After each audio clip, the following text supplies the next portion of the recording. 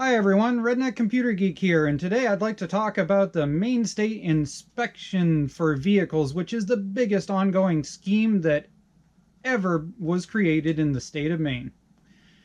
I'd like to go and show some examples because after all of these years of being a YouTuber and taking all kinds of photos of different vehicles that I've purchased, I find it absolutely amazing that people seem to think that the inspection system in the state of Maine works. Case in point, I'd love to go and show you a picture of the Hyundai Santa Fe, a 2006 that I bought. This vehicle was literally only about 11 years old, I believe, when I bought it, and it had an ABS light that was on. Well, comes to find out that every single time it was going in for inspection previously for the last 3 years before I owned it, that what they had done was cleared the ABS sensor light and then gone in, gotten their inspection sticker, because as long as they managed to go and be really soft on the brakes, it wouldn't set off the ABS light and nobody bothered scanning for it. So I drove it with an inspection sticker from the state of Maine for almost 10 months in order to go in and have it scanned. I didn't have the proper tool to scan it and clear the codes myself, so I went in and I had it scanned. Lo and behold, it turns out that the pump, the $700 ABS pump that never worked in the first place when I bought it and apparently hadn't been working for 3 years at that time, ended up throwing the code. So I was forced to replace it in order to keep this vehicle on the road. I got done with this installation, and it's nothing held against the place that did the installation. They did a wonderful job. But I left their facility and I went down and I went to go and hit the brakes in order to stop, and ended up going straight through an intersection, almost ended up T-bone, nearly killed me.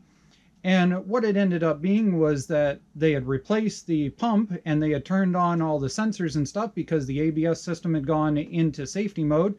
And there was a tone ring on the front of the car that had one tooth missing from it. Caused it to error out and it went into safety mode, and therefore the brakes didn't work correctly and I went straight through an intersection. That's right, the ABS system that is supposed to go and save you is the reason why I almost ended up dead. Now, keep in mind, this vehicle had been driven perfectly fine with a Maine State Inspection sticker on it for over 3 years at that point. It also had a number of other interesting things that were wrong with it that managed to go and pass inspection previous to me owning it, but I found that to be the most interesting. Another one that's high on my list is that supposedly your brakes are something that you check for inspection. I ended up buying a 1993 Ford Ranger, and this Ford Ranger had a really interesting stopping issue when I bought it. Now keep in mind, yet again, this is a vehicle that its inspection had ended up lapsing. This vehicle had been sitting off of the road for 3 months, I believe, before I bought it. I took it in, it ended up passing inspection. Now, I went back through and noticed that there were braking issues that were going on. Brake rotors are something you are supposed to go and check during an inspection. And I just couldn't take it. After a month of this vehicle being on the road, I ripped off the front tire and I ended up finding a brake rotor that looked like something out of a charred pizza. Now, for those of you who are not mechanically inclined, a brake rotor is supposed to look extremely polished. It's supposed to look extremely shiny. It shouldn't look like something that your teenager left in the oven for too long. Now, I ended up buying another Ranger, and this one here was an even more fun basket case. This actually had yet again a current inspection sticker on it. It had been inspected 4 months before I bought it. It had duct tape bodywork, every single thing you could imagine. And the way I ended up discovering this duct tape bodywork, ironically, was because I was enjoying that I had just purchased it, and I leaned up against the rear of the vehicle in order to be able to talk to a friend that had come over that day, and all of a sudden my butt cheek went straight through the side of the truck. Now, this is a vehicle that had a current inspection sticker on it. It had been inspected about 3 or 4 months before I bought it. On top of the duct tape bodywork, I'll end up showing the photo. Basically everything you see that has some gray or pinkish primer paint on it, that had duct tape underneath it with just barely Bondo holding on to it. Now, On top of that, this vehicle, 3 months before me owning it, had passed inspection. I'll post up another photo of the radius arm that I thought was absolutely adorable when I went to go do the front shocks. Now, see, I went to do the front shocks just because I felt like it and discovered an interesting loophole, I guess we'll call it. So that was another fun one because inspections work. Now, keep in mind, almost all these vehicles came from different inspection stations, or they ended up going to different inspection stations. This is not one singular station that did all of these inspections. In fact, actually, the people that do my inspections that I trust, they have always done very good inspections. I've never had problems with anything they've ever done. I trust them. I've used their services ever since I started driving my own vehicle at 17 years old, and I'm 35 now, and I will continue to use their services. Now, moving on, I ended up purchasing a 1994 Jeep Cherokee. This one I thought was absolutely amazing too. It had been taken off of the road about 4 months before for not passing inspection. Now, the funny thing is the guy actually gave me the original write-up on why it didn't pass inspection. And the reason why it didn't pass inspection was a hole about that big that they had noted that was underneath the driver's seat. Now, it was pretty obvious, and they showed me that hole when I went in.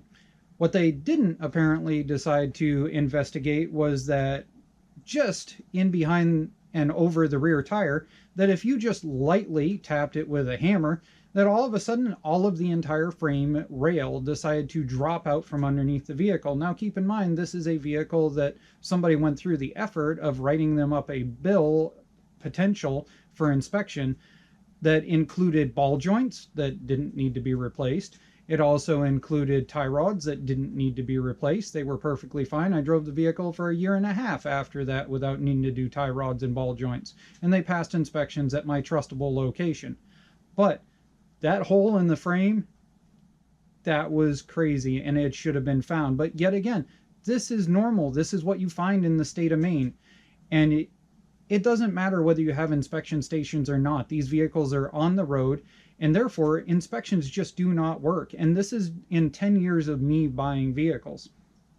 Now, along with the front end on that Jeep, which is interesting, they supposedly diagnosed it as needing tie rod ends and ball joints, but the entire spring mount, the coil mount system, was absolutely obliterated from rust. It was gone. I had to rebuild, re-weld, and reinstall every single thing. The entire upper coil mount was entirely gone, along with that frame piece. Now, keep in mind, it had a write-up from an inspection station.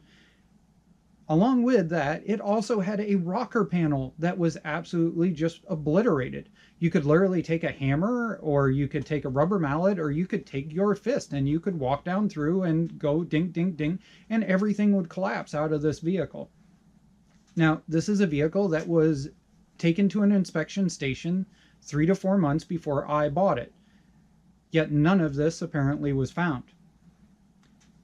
Last but not least, I ended up purchasing a 2002 Ford Ranger recently. I thought that was an absolutely beautiful truck. A nice polished silver, and everything was beautiful. Very nice truck. Until I got it home and I started tearing into it. Now, yet again, this was a vehicle that previously had been inspected. It was on the road about 4 months before I purchased it.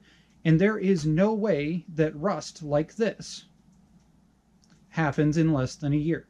There is no way you end up with a hole that is big enough that you can fit your fist through it and shake somebody's hand on the other side of the frame rail in just 1 year. This obviously existed for many, many years, along with other failures that were in this frame when I started working on it. And yet this was on the road. It was driving around and it was registered. This truck also ended up with a bunch of other interesting little things that were wrong with it that definitely never should have been on the state roads. But the real reality is this truck would have been on the road with this broken piece of frame if somebody who didn't do due diligence to care to safely drive on the road hadn't have bought it. And that's the key to almost everything in this statement, is every single vehicle that I have featured talking so far, all of these vehicles would have been on the state Maine roads, and they would not have been as good condition as they were when I drove them if somebody that had have wanted to be shady had have purchased them. Now, I understand why it is they don't want to remove the inspection laws here in the state of Maine. I understand that they are afraid of vehicles like this. This would be my 1995 Ford F-250. It's my plow truck. And up until 3 years ago or so, it was on the road. 4 years ago, 5 years ago now. It was on the road. And they're afraid that a whole bunch of these vehicles are going to all of a sudden get pulled out of the back 40 and they're going to be put back onto the road. And to be quite honest, I actually think that they're correct. I think there will be a bunch of these vehicles that are going to show up, and they're going to be on the road just barely enough in order to be able to drive from here to the corner store and back again when somebody needs to go get bread. And the thing is I don't have a problem with that. Yes, there's always going to be that stupid person that thinks that they're going to take something like that plow truck and that they're going to drive from here to Netherlands and come back again, and they're not going to make it. And AAA is going to make buku bucks on charging them. And the other interesting thing about this situation with the vehicles that I don't understand is why is this such a big deal? Because as long as Title 29A of the Motor Vehicle and Traffic Law stays in place, with the 1768 Unlawful Acts section still in place, in Section 5, it is a Class E felony to drive a vehicle that is unsafe on the road. Now, let's take this truck for example. If I was to put this truck onto the road, the first thing is the windshield itself is an unsafe unit. The windshield is cracked, it has multiple dings in it, the windshield wipers are unsafe, and everything. Now, at any point, a cop could pull me over for this, and they could go and give me a Class E felony. It's a violation of $25 to $250. Now, keep in mind, these violations are per item, which means that if that cop is walking around, that police officer, my apologies, I do happen to go and support the police force and their actions in order to go and help everybody stay safe every day. But if that officer was to walk around that truck and found it on the road as it is in its current condition, that officer would be able to find that there is a turn signal light that is absolutely obliterated on the front. There's a $25 to $250 worth of charges there. It has a windshield that needs to be replaced. It also has cracked tires that are definitely unsafe for road use. And it also has non-working taillights. Now, with that being said, let's say that I did want to put that vehicle back on the road. So just in the items that I could be pulled over for by a police officer in the state of Maine, I've got a $200 windshield. I've got a lens assembly on the front at $25. I've got cracked tires that I have to go and replace. So there's another $800 to $1,000 that I'm pumping into the economy of Maine instead of some crooked inspection station. And then on top of that, I've got the wiring that I've got to do in order to be able to put the taillights back in, which is another $50 to $60 most likely that I'm going to have to spend in order to rewire, redo the plugs and all of that kind of stuff in order to go and put it back on the road, which is more money back into the economy of Maine.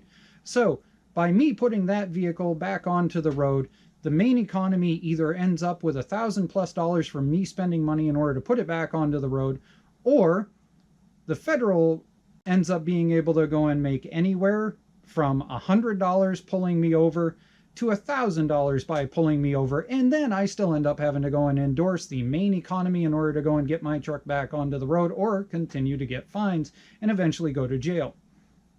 Now, this is my thing. I cannot tell you the number of people that have had issues with getting inspections. And you know what I tell every single person that has an issue with getting inspections? You walk into the inspection station and you say, yep, go ahead, do my inspection. Whatever you find, just give me a list. I'm going to go over to my buddy's house. We'll work on it. We'll drink beers, and I'll bring it back to you next week. You want to know how fast you get an inspection sticker? That day. Because the real reality is the inspection sticker system is not worth anything for the shops. Unless they can manage to get a repair out of it, there is no reason that they should ever really care about it. And so if you're an at-home mechanic like myself and you do all of your own repair whenever you possibly can, then in that case, they don't make any money. And so, of course, every single inspection, they're going to find a ball joint that supposedly needs to be replaced. They're going to find some sort of rear seal that needs to be done. They're going to say that your brake lines are too rusty, even though they only have surface rust, just so that they end up having one job that they can do in order to make an hour of charge, in order to make it worth it for them dealing with that stupid sticker. And that's the reality of the scam that is the Maine state inspection system. I hope everybody is having a safe day, a safe trip, and I hope your vehicles are safe because you're doing your due diligence in order to check them. But really, in all honesty, everything that is a Maine state inspection law at this point is something anybody that has earned the right to drive a vehicle should already do. Have a good day.